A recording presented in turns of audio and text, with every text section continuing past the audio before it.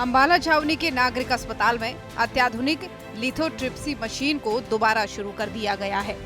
ये मशीन 7 से 20 मिलीमीटर तक की पथरी को बिना किसी ऑपरेशन, चीरे या टांके से तोड़ देती है।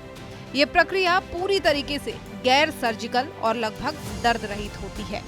मशीन अल्ट्रासाउंड वेव्स के जरिए पथरी को चूरा चूरा कर देती है, जिससे पथरी पेशाब के रास्ते अपने आप ही बाहर निकल जाती है। पीएमओ डॉक्टर पूजा पेंटल ने बताया कि ये सुविधा पूरी तरीके से निःशुल्क है, जिससे आर्थिक रूप से कमजोर वर्ग के मरीजों को भी राहत मिलेगी। ये मशीन सबसे पहले हरियाणा के ऊर्जा मंत्री अनिल विज ने मरीजों की सेवा हेतु समर्पित की थी।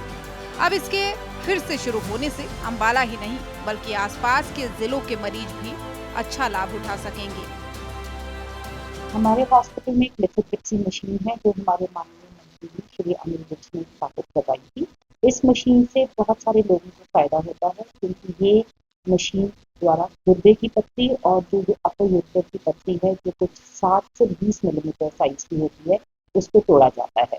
कुछ टेक्निकल रीजन से और टेक्निकल खराबी की वजह से ये मशीन कुछ दिन बंद रही, पर लेकिन अब फिर से इस मशीन को ठीक करवा दिया गया है और ये सुचारू रूप से काम कर रही है।